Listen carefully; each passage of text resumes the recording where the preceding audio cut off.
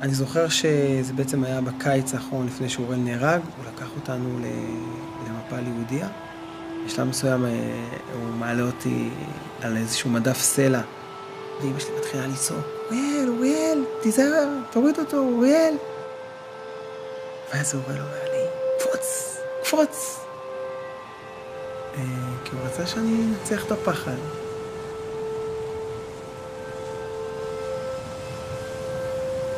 אני קופץ.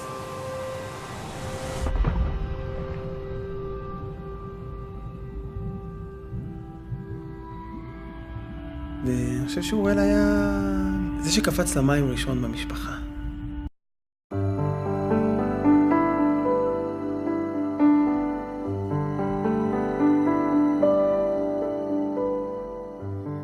אלירז פרץ וגרמן רוז'קוב הכירו בעת ששרתו יחד בקורס קצינים. בין אלירז, תלמיד הישיבה, וגרמן שאינו יהודי, נקשרה חברות אמיצה ואהבת נפש. אלירז הודיע לאמו שהוא רוצה לאמץ את גרמן שעלה לבדו מאוקראינה.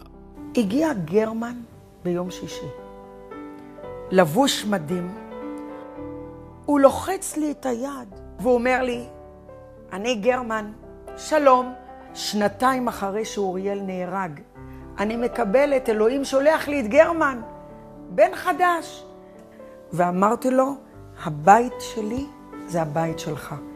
לאחר שאימו של גרמן, לודמילה, עלתה לארץ, הביא גרמן את אלירז לביתם שבצפון, ועד מהרה הפך לבן בית. הוא אומר, אמא, זה ידיד שלי, זה בן של מרים, אם יש מישהו קרבי, זה הוא, זה אלירז. בשנת 2002 נהרג סגן גרמן רוז'קוב בהיתקלות עם מחבלים ליד קיבוץ מצובה שבצפון. ביום שגרמן נפל, אלירז היה סמך מ"פ, והוא התקשר אליי ואמר לי, אמא, אני רוצה להודיע לך שהבן שלך, גרמן, נפל.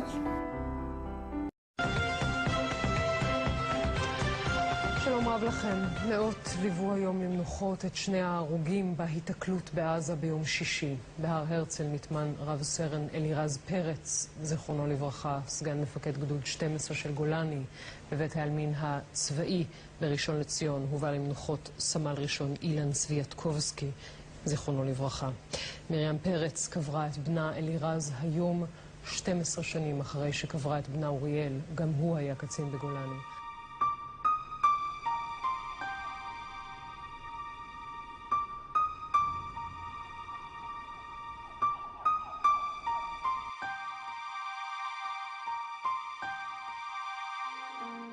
צריך לתת הכל, גם עכשיו וגם בעבר. אם אתה אוהב, אז אתה אוהב עד הסוף. אם אתה חבר, אתה חבר עד הסוף. ואם אתה בצבא בקרבי, אז אתה עד הסוף שם, ונותן את הכל. גם אם כל אלו באים לחשבונך האישי. זה מה שנקרא במילים גבוהות, ולא יודע אם אתה תאהב את זה, מסירות נפש. וזה בא לומר שאתה נותן מהגוף שלך, מהכוח שלך, מהכסף שלך, מהלב שלך, למען מישהו או משהו אחר שהוא לא אתה. והמיוחד ביותר, זה שאתה לא עושה את זה מדי פעם, אלא כל הזמן, מדי יום ביומו, דקה. Put his life on the line to patrol and protect the borders of Israel. Those young soldiers that we heard from in Israel and the soldiers that are with us here tonight represent, as Prime Minister Netanyahu said so well, the Jewish capacity to defend ourselves. Sadly, that capacity comes at a very high price, and never more so than when it includes the life of a precious young soldier. Tonight we are deeply honored to have with us the remarkable mother of not one, but 2 such young soldiers. Ladies and gentlemen, Miriam peretz.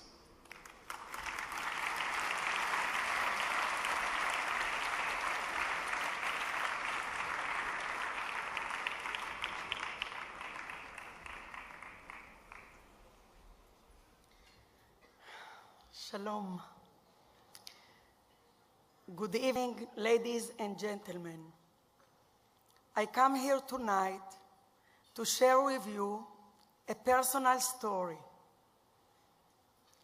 of darkness and light, of faith and hope, of sorrow and joy. This story does not belong to me alone. It is the story of the people of Israel. My husband, Eliezer, and I were blessed with 6 beautiful children. Our sons, Uriel, Eliraz, Avichai, and Eliasaph, all became officers in Sayeret Golani. And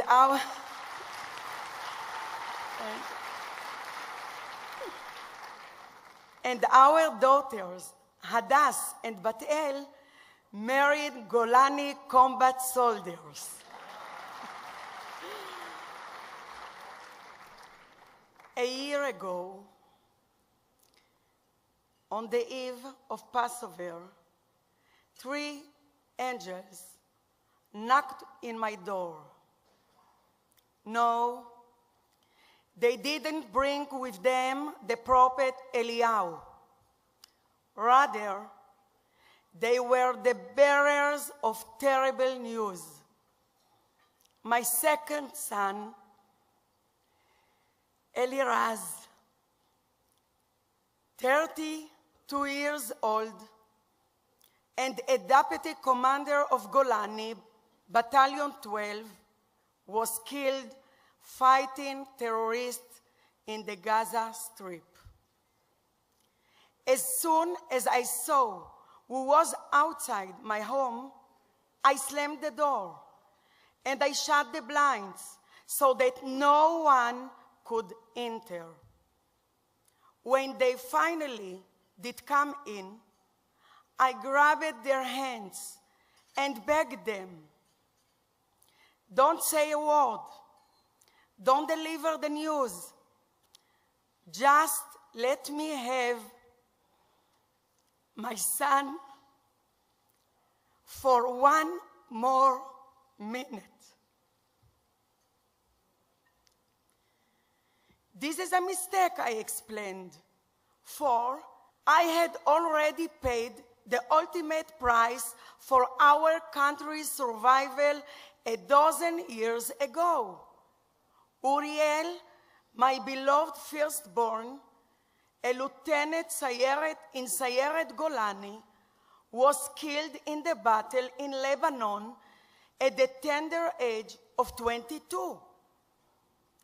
And as if that was not enough, my dear husband Eliezer, unable to bear the loss, died 5 years ago of a broken heart. And so, it was Erev Pesach. We were gathered for the Seder without Eliezer, without Uriel, and now without Eliraz. We cried as we read from the Haggadah, "Bechol dor vador omdim alenu lechalotenu." In every generation, they rise up to destroy us. In Uriel's generation, it was Hezbollah. In Eliraz's was Hamas. Every generation has its enemies, and every generation has its heroes.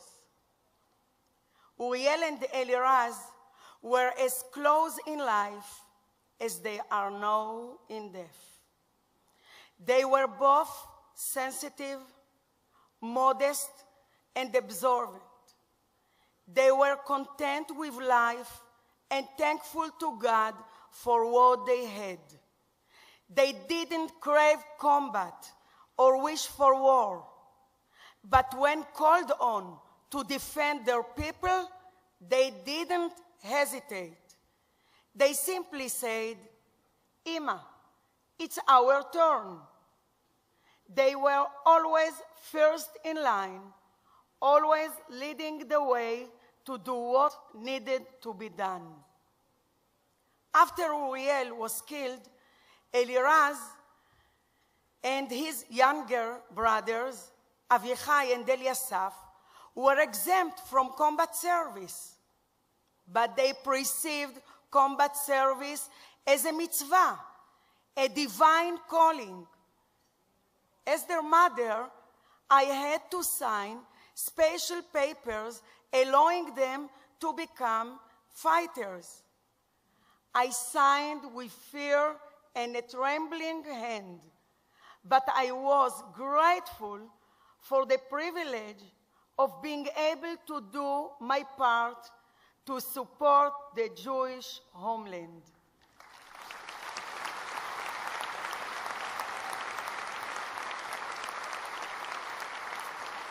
Thank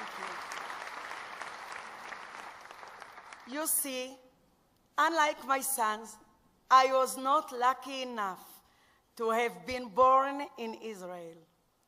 I was born in Morocco. In 1964, in the dead of night, the Jewish agency gathered us from the alleys of the Jewish ghetto and transported us to a place whose name we only dare to whisper, Eretz Israel. I remember arriving in Haifa and my father kneeling down and kissing the ground as he said the Shechianu. This scene echoed in my mind each time as I watched my son's coffins being lowered into ground at Mount Herzl. Except now, I was the one who was kneeling and kissing the soil of Eretz Israel as it covered their bodies. It is not natural. It's not right. It's not fair for a mother to have to bury two of her sons. A mother should have to decide which son to hug first, not which grave to visit first.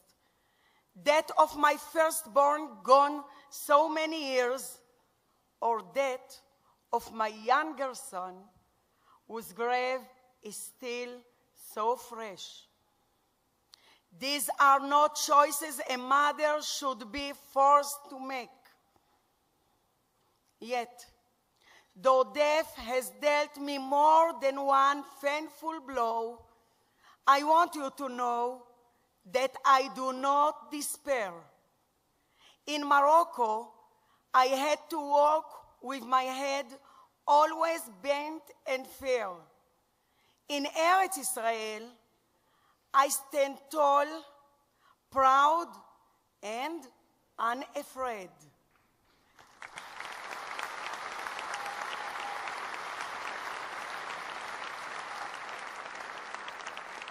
I pray to God to give me strength and to allow me to see my grandchildren grow up so that I can tell them, as I tell you now, about their noble father, Eliraz, and their wonderful uncle, Uriel, and about all the brave fighters who defend our special nation.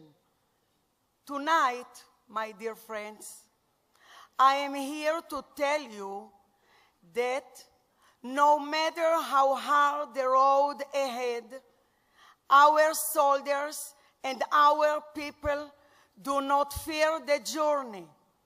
In the names of my fallen sons, I pledge you that Am Israel Chai, the people